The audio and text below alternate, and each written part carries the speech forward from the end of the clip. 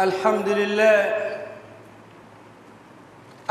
لله الذي جمع قلوب عباده على مرضاته والتقوى وفرق بين من اجتمع على غير هديه واتباع كتابه وأشهد أن لا إله إلا الله وحده لا شريك له وأشهد أن محمدًا عبده ورسوله صلى الله عليه وسلم وعلى آله وأصحابه أجمعين أما بعد فاتقوا الله عباد الله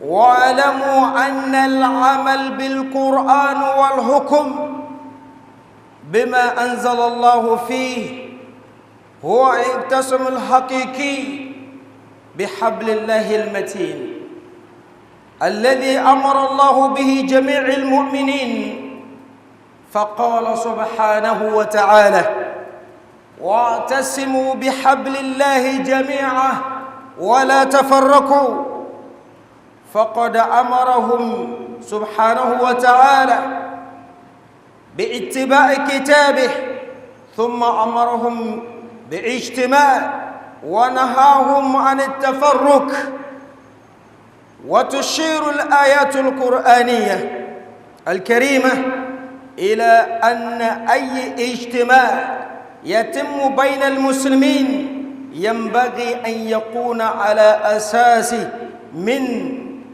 مبادئ القرآن الكريم التي لا يضل من اتبعها وعمل بها. أقول ما تسمعون وأستغفر الله لي ولكم ولسائر المسلمين من كل ذنب فاستغفروه إنه هو الغفور الرحيم.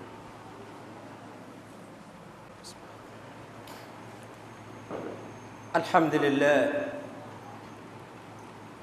الذي جمع قلوب عباده على مرضاته وتقواه وفرق بين من اجتمع على غير هديه واتباع كتابه وأشهد أن لا إله إلا الله وحده لا شريك له إله الأولين والآخرين الذي أسبغ على عباده نعمه ووسعهم رحمه وهو أرحم الراحمين وأشهد أن سيدنا ونبينا محمد صلى الله عليه وسلم وعلى آله وأصحابه أجمعين أما بعد.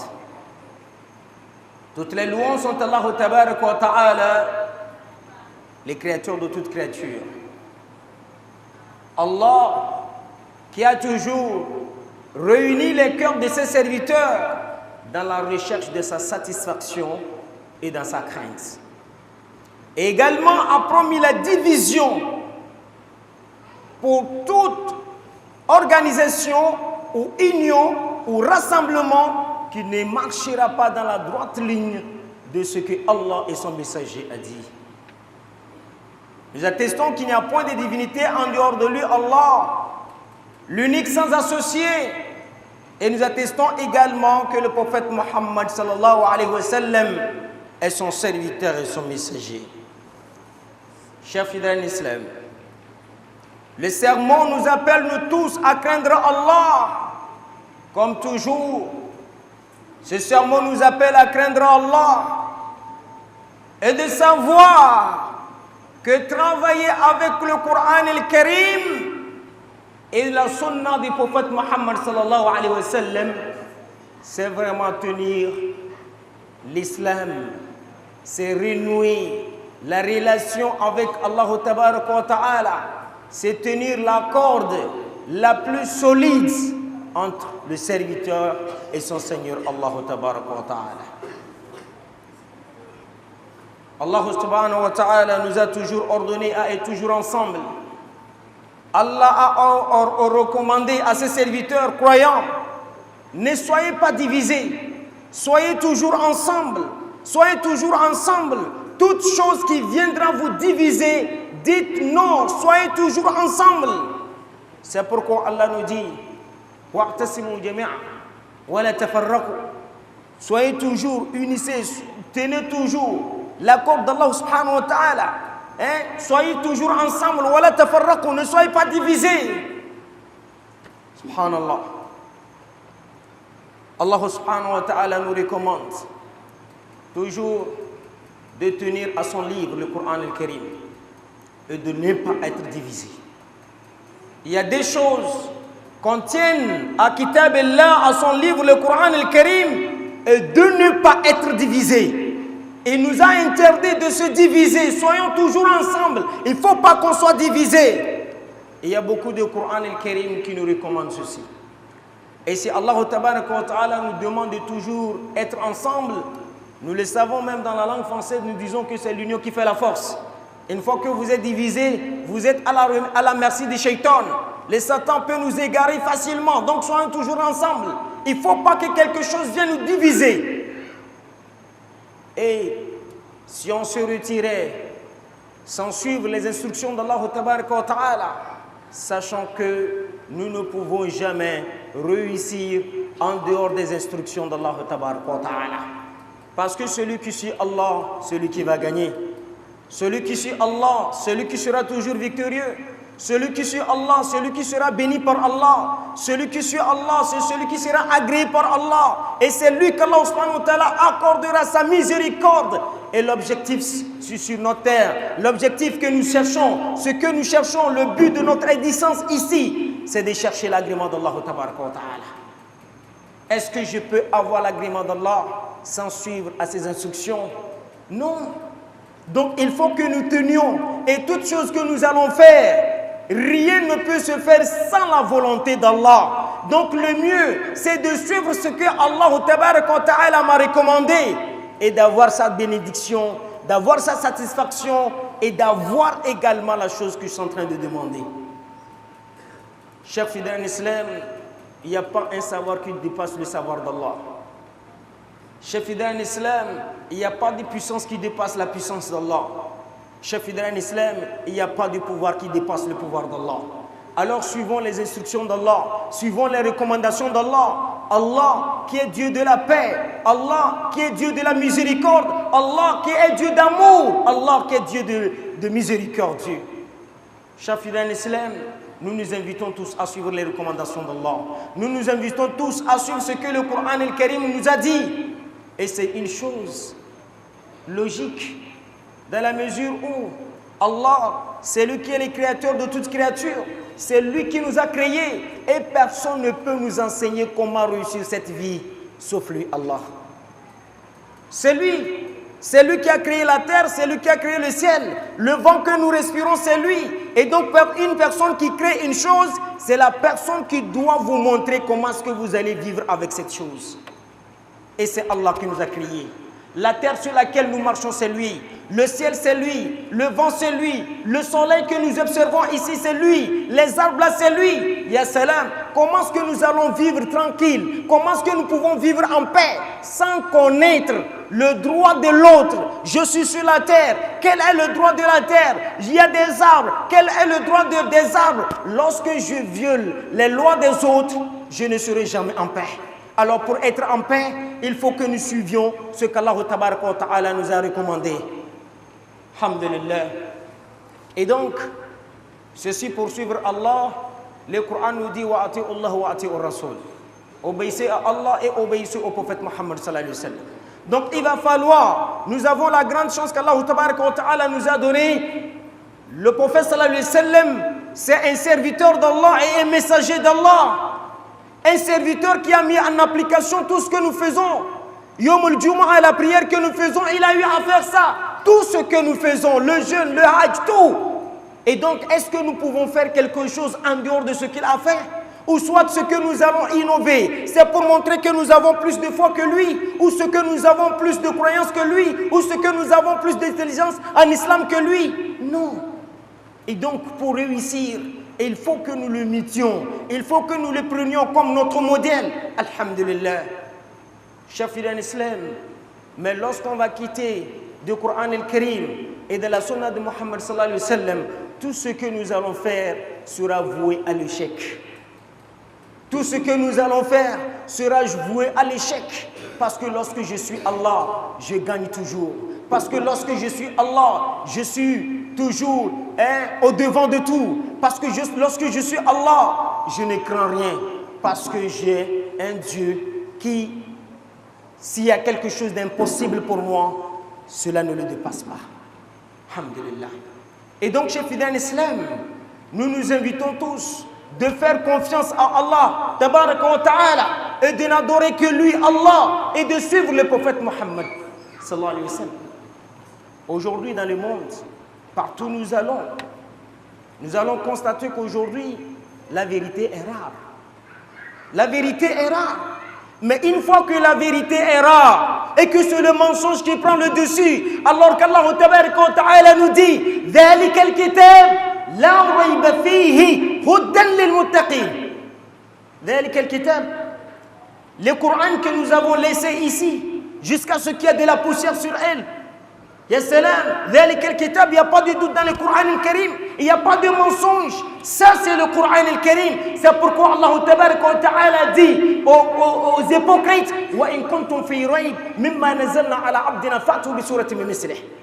Si vous doutez de ce que moi, Allah subhanahu wa ta'ala, j'ai envoyé à mon serviteur, alors donnez-moi quelque chose de semblable dans le Coran. Non. فَإِن لَمْ تَفْعَلُوا وَلَنْ تَفْعَلُوا. Ils ne peuvent pas faire, ils ne pourront jamais le faire. Chers fidèles en islam, alhamdulillah. Donc aujourd'hui, tout le monde est conscient, tout le monde sait que la vérité, elle est très rare. On se trompe, on se ment, il n'y a pas de vérité. Mais celui qui cherche la vérité, et l'unique vérité, la vraie vérité, il faut qu'il vienne dans le Coran al-Karim. Alhamdulillah, je suis rassuré que je travaille avec le Coran al-Karim. Wallah, alhamdulillah, je vais gagner, Inch'Allah. Le monde, partout dans le monde aujourd'hui, nous savons que c'est la turpitude. Ce sont des actes blâmables qui deviennent de l'honneur. Et le bon comportement est voué à l'échec. La dépravation des mœurs, c'est ça aujourd'hui. Mais pour être protégé, pour être guidé, c'est quoi? Quel comportement je dois avoir? Il faut que je suis le prophète Mohammed sallallahu alayhi wa sallam. Allahu Akbar.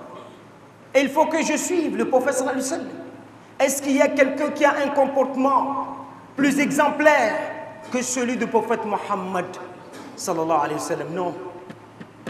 Ya salam. Celui que même des gens ont attribué khayr al-khalq, meilleure créature d'Allah. Et donc, nous avons une très grande chance d'avoir un prophète comme le prophète sallallahu alayhi wa sallam, le plus aimé, un prophète de miséricorde. Ya salam, Nabi Rahma, prophète de miséricorde, alhamdulillah. Est-ce qu'on peut trouver quelqu'un, alhamdulillah, de notre temps pour dire qu'il est plus bon que le prophète sallallahu alayhi wa sallam, son exemple? Non. Non. Pour celui qui veut un bon comportement, pour celui qui veut vivre sagement, pour celui qui veut vivre intelligemment, il faut qu'il cherche la vie, il cherche à imiter le prophète Mohammed sallallahu alayhi wa sallam. Mais ce qui est encore plus regrettable de nos jours, c'est de savoir que les gens veulent salir l'islam. Ce qui fait qu'aujourd'hui dans le monde, dans les médias, nous écoutons, il y a des violences, À la fin, il ressort que c'est l'islam, c'est musulman. Je vous dis, l'islam n'a jamais recommandé cela. Et ceci ne doit pas nous décourager. Ce ne sont que des ibtila d'Allah. Et ce ne sont que la jalousie des gens qui connaissent la valeur de l'islam. Il y a des gens qui savent que moi je ne peux pas m'en sortir, donc il faut que je parte en enfer avec des gens. C'est la jalousie. Sinon, je ne peux pas comprendre moi personnellement. L'islam qui vient de l'homme, as-salam, la paix. Comment est-ce qu'une religion de la paix peut me recommander la violence? Non. Mon Dieu, Allah subhanahu wa ta'ala qui m'a recommandé l'islam, l'un de ses attributs c'est as-salam. Comment est-ce qu'un Dieu de la paix peut me recommander la violence? Non. Non. L'ange qu'il donne le message au prophète sallallahu alayhi wa sallam, il s'appelle quoi? Également, lui aussi, c'est quoi? On l'appelle Al-Amin. Oui, un homme confiant, un homme de confiance. Non, il s'appelle ça. Et donc, chez Fidèle Islam, on l'appelle Al-Amin al-Wahy. Malka Jibril, alayhi salatu wassalam. On l'appelle également Amin al-Wahy, c'est-à-dire une personne, oui, dans sa transmission, il n'y a pas de quelque chose qui change, non. Alhamdulillah. Et le prophète sallallahu alayhi wa sallam, à qui on remet ce message, on l'appelle également Al-Amin, homme digne de confiance. Et ce nom, ce ne sont pas des musulmans qui l'ont attribué ce nom, c'est l'homme même qui n'avait pas de l'islam. C'est en ce moment qu'on lui a donné ce nom de Al-Amin, homme digne de confiance. Il est encore appelé Al-Nabiyur Rahma, le prophète de miséricorde. Comme le Coran même le dit, wa ma arsalnaka illa rahmatan lil alamin. Et nous t'avons envoyé comme miséricorde pour toute l'humanité. Ya salam, c'est pour qu'on ne peut pas comprendre.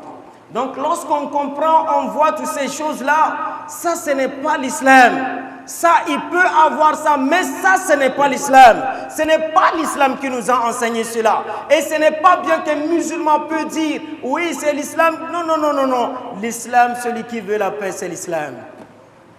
Et celui qui va commencer à dire, c'est l'islam qui a fait ça, c'est l'islam qui a fait ça, la personne risque de perdre sa foi parce qu'elle ignore cet islam. Donc, chef fidèle islam, si je nous dis, parce que je nous exhorte nous tous à suivre Allah et son prophète Mohammed sallallahu alayhi wa sallam, et celui qui recommande de suivre Allah et de son prophète sallallahu alayhi wa sallam recommande à ce qu'on suive l'islam. Et l'islam aujourd'hui, nous savons comment les gens sont en train de salir le visage de l'islam. Donc, chef fidèle islam, nous sommes sur le bon chemin. C'est une personne qui est bien qu'on jalouse. Si vous n'avez pas d'importance, on vous laisse.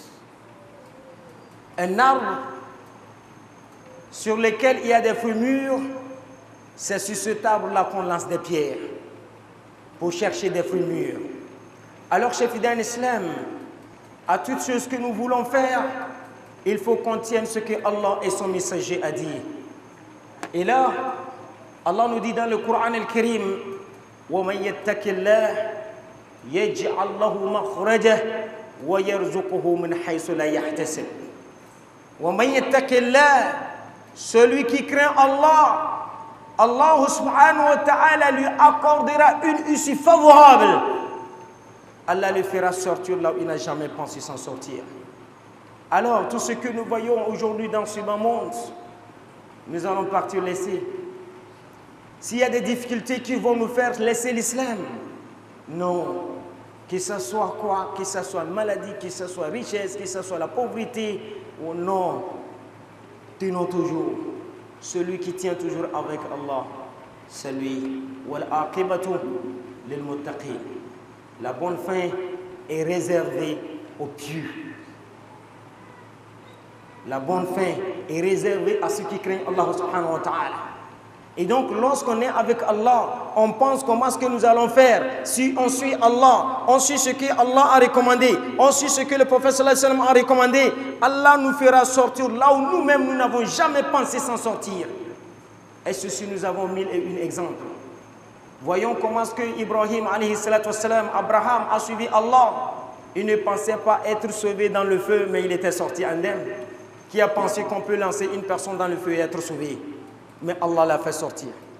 Qui peut penser que lorsque Moïse sera face à l'eau, il peut s'en sortir? Non, pour lui c'est impossible. Mais ceci n'est pas impossible à Allah. Oui. Pourquoi? Parce qu'il a suivi les instructions d'Allah et Allah lui a fait sortir là où lui-même il n'a pas pensé s'en sortir. Donc, chef fidèle islam, aujourd'hui, c'est très nécessaire pour nous, aujourd'hui, que nous suivions l'islam, nous tenons vraiment l'islam. Chacun n'a qu'à faire un effort qu'il tienne l'islam. Parce que ce qui est plus important pour nous, c'est ça. Allah Ta'ala a fait de l'islam une religion là qui est complète. Allah a fait de cet islam une religion acceptée par lui. Allah a fait de l'islam une religion qui mène vers le paradis. Nous le savons tous.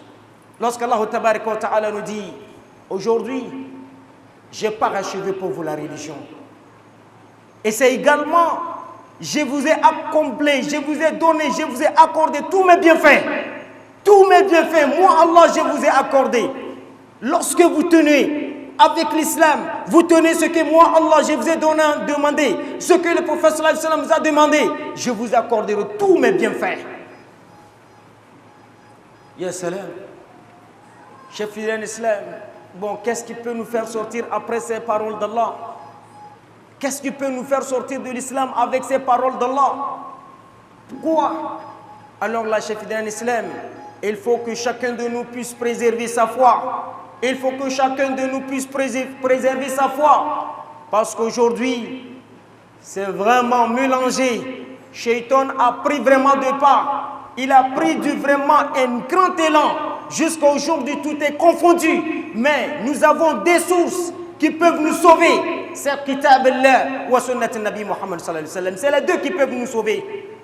Parce qu'aujourd'hui, on peut te mentir, tu n'arrives même pas à distinguer le mensonge du vrai. Mais lorsque vous revenez vers le testeur, aux sources, le Coran, nous allons savoir que, voilà ce que Allah a dit et c'est ça qui est vrai. Aujourd'hui, les comportements, on ne comprend plus. Aujourd'hui, la nudité, c'est ça qui est devenu la beauté. Subhanallah. On a laissé le Coran ailleurs. Si aujourd'hui nous trouvons tous ces pays islamiques qui sont dans des problèmes, c'est parce qu'on n'a pas suivi Allah. Celui qui suit Allah ne sera jamais dans ces situations. Et donc, chef d'un islam, nous arrêtons ici et nous prions Allah Ta'ala de nous assister. Il nous a fait un meilleur cadeau. C'est ça qui est l'islam. Qu'il fasse que nous et notre progéniture, nous mourons en tant que des musulmans. Il faut que nous et notre progéniture, nous mourons en tant que musulmans. Vraiment, le temps est tellement très dur. Si je le dis très dur, je ne parle pas du côté financier, mais du côté de la foi. Du côté de la foi. La foi, toujours, elle chute, elle chute. Il faut que nous prions Allah subhanahu wa ta'ala. Parce qu'Allah subhanahu wa ta'ala nous dit, Ya ayyuhalladhina amanu, ittaqullaha haqqa tuqatihi wa la tamutunna illa wa antum muslimun. Oh, vous qui avez cru, craignez Allah d'une crainte sincère et mourrez en pleine soumission. Mourrez en tant que des musulmans. Mourrez en tant que des gens à l'islam. Et donc il faut que nous prions Allah. Parce que tout ce que nous voyons pour ce monde, ce sont des choses éphémères qui vont partir. La richesse, les gens en ont eu. Qu'est-ce que ça a donné? Ils ne sont plus là. Le pouvoir, c'est comme ça. La beauté, c'est comme ça. C'est pourquoi aujourd'hui, si on voit des jeunes, on lui parle à l'islam, il ne veut pas comprendre. Il faut regarder une vieille à côté de toi. Tu vas aussi être comme ça un jour. Il a été comme toi. Voilà l'état dans lequel il est. Mais il faut penser comment faire pour réussir ta vieillesse là. Oui, si on est riche, il y a eu des riches qui sont devenus des pauvres. Toi aussi, regarde comment est-ce que même si je n'aurais plus de l'argent, comment est-ce que je peux faire? Oui, il y a des gens qui vivaient et qui ne sont plus qui ne sont plus en vie. Une fois que je suis en vie, comment est-ce que je vais préparer ma mort? Oui, il y a des gens qui sont en bonne santé, après ils sont devenus malades. Maintenant, moi, en tant que je me dis que j'ai la santé, comment est-ce que je peux faire? Lorsque je serai malade, je puisse vraiment supporter.